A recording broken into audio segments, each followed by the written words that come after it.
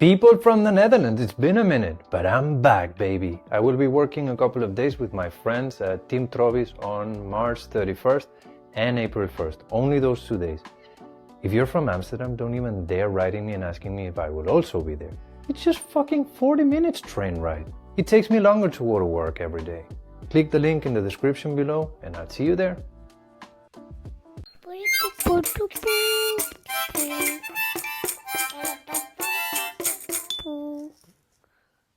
And we're back.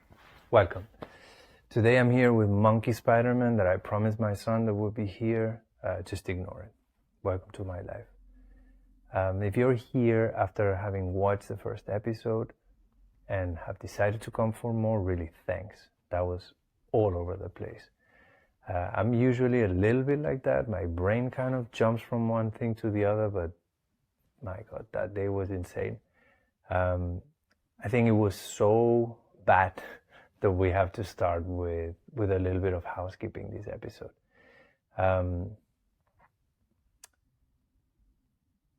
It's difficult for me to separate the pieces of what I think or what I see as a giant idea or topic or vision that I have of tattooing, where it is, where it should go, the problems that it has. For me, is part of the whole conversation, right?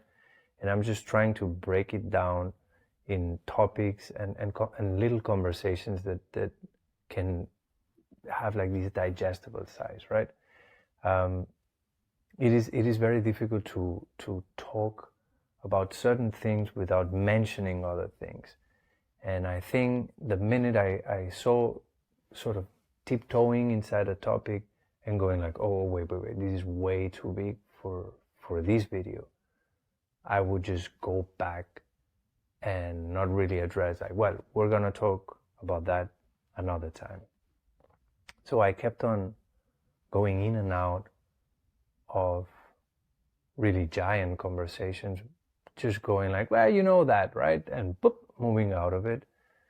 And I think from now on, I'll try to break the topic down a little bit better prior to the shooting, but also if I happen to stumble upon a side track, just stop myself, let you guys know that this will be discussed in a different video, and go back to the main topic for that episode. So some of the technical problems that I had that day, I absolutely forgot to set up a stopwatch. I realized halfway through and I went like, yeah, I think I'll be fine. And next thing you know, I was like 22 minutes deep and I had no sense of how long I had been talking. I had some notes, not so much to script myself, but kind of to make sure that I would hit all the points and that I was not going off track. I kept following them for the most part, the first half of the episode, and then I went off track and I was not really sure where I was. I was lost in the middle of the sea. So the reason why I decided not to reshoot these, even if I saw it right away that it had so many problems, and the reason why I'm going through all these headaches, which will take way more work than actually just reshooting and making it better, is because I decided, I don't know if I will be able to stick to these in the future, but I decided before starting this project that I would have a no editing and no censoring policy. I need to have conversations with myself that are built upon honesty and not being curated. So does the one shot, but also the fact that even if I see that something came out wrong, I will anyway put it out and then use another episode to kind of go over it, correct it, apologize if I need to, But I think it's really important to not start deleting episodes before they come out, downloading them, or removing them from the YouTube page if all of a sudden I realize a week after that I was like off base or whatever. So yeah, I hope that with these little adjustments, the episodes will feel a little less heavy, will be easier to follow, and especially they will feel a little bit shorter.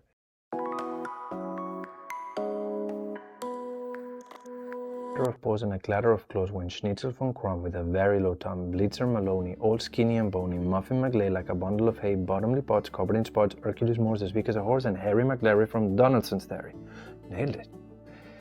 I'm sure that someday this channel will have sponsors. This is why I'm training super hard to make the best ad reads, but let's be honest, we're a long way from there. This is why we need your support in the meantime.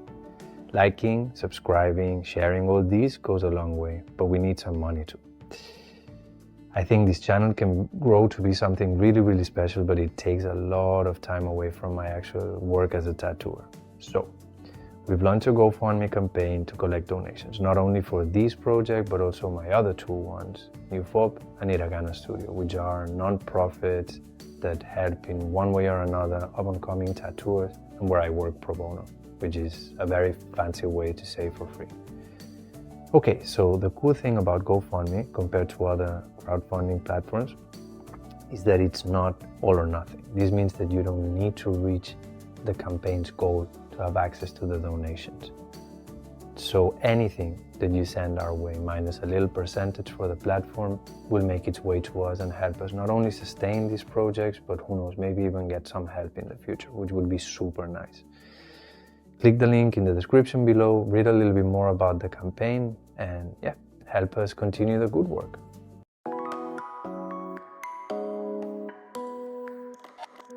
So besides all these adjustments that we will make moving forward, right, and the natural getting better episode by episode that will happen, I think the most important thing that we need to do in order to undo the mess of episode 1 is use the next few episodes to unpack some of these nuggets I kept on throwing and never really following through.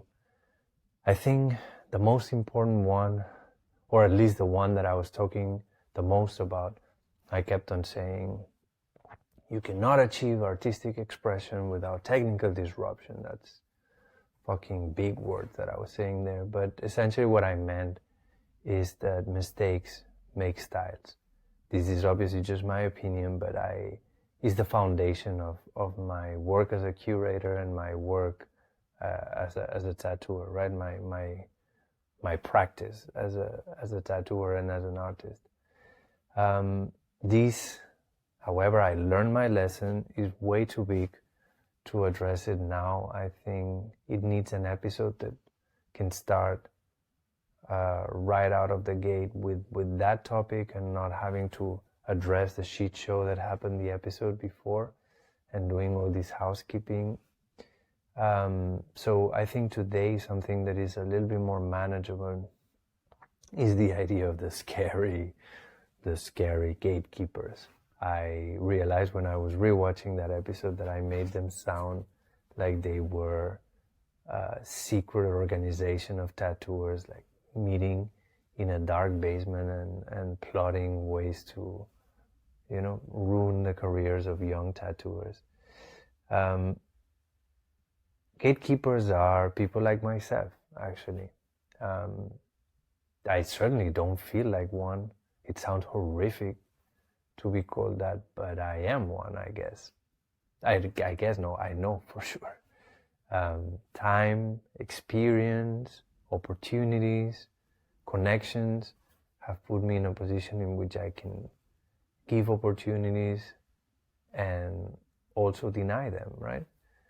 And this doesn't happen only because I have a studio and I can decide who works as a resident and who is invited as a guest artist, and this doesn't happen because I'm a curator and I decide whose work gets featured and whose doesn't. This happens because I have been around for a while, right? Also as an artist, even if I wouldn't have a studio, even if I wouldn't run New Folk, I would need to be honest to myself and admit that I am still a gatekeeper. If there's someone who is fairly new inside the tattoo industry and is seeking advice, guidance, an apprenticeship, if someone got inspired by my work and decided to start tattooing, and they are still very influenced by what I do,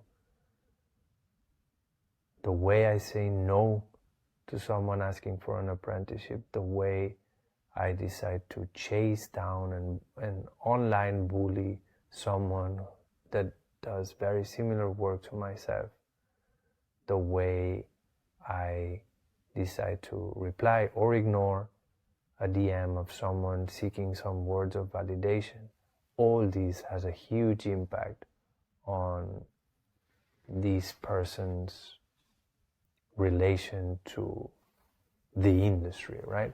Because I have to understand that I am a representative of the industry in their eyes as outsiders.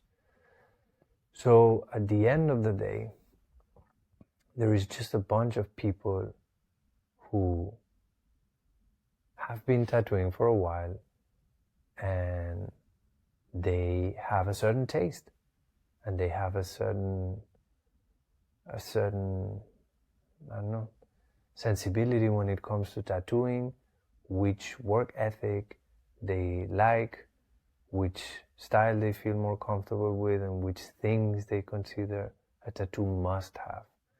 And these people just happen to have been tattooing for a longer time, and they're the owners of studios, they're the organizers of conventions, they're the publishers of tattoo magazines, they're the curators and editors-in-chief of tattoo directories. And I think hopefully some of the people perhaps that are not in so high positions, but some of the people that have been doing it for a long time, and they're gatekeepers in the sense that however they carry themselves when they interact with artists that come from this new wave that are seeking artistic expression beyond technical achievements, maybe some of these people will stick around, and through this series of episodes and videos they will see what I see in the work of this new generation of tattooers. And maybe little by little, when they understand the artistic merit, and not only the artistic merit, but also that these might be the key to push tattooing where it needs to be, in my opinion, in a few years, maybe these will start slowly changing and shifting. And of course, as this generation continues to exist, they themselves will start getting those opportunities and being in a position to give opportunities to one another. And next thing you know, they're the gatekeepers. That's the beauty of the cyclic nature of history. So my stopwatch tells me, shut the fuck up. I think we have it for this week. If you still, despite the mess of episode 1 and the housekeeping of episode 2, feel like this is headed in an interesting direction, as always, please like, share, subscribe, donate. All these things really, really help us move forward with the project. Yeah, nothing left to say besides take care, and we'll see you next week. Bye bye.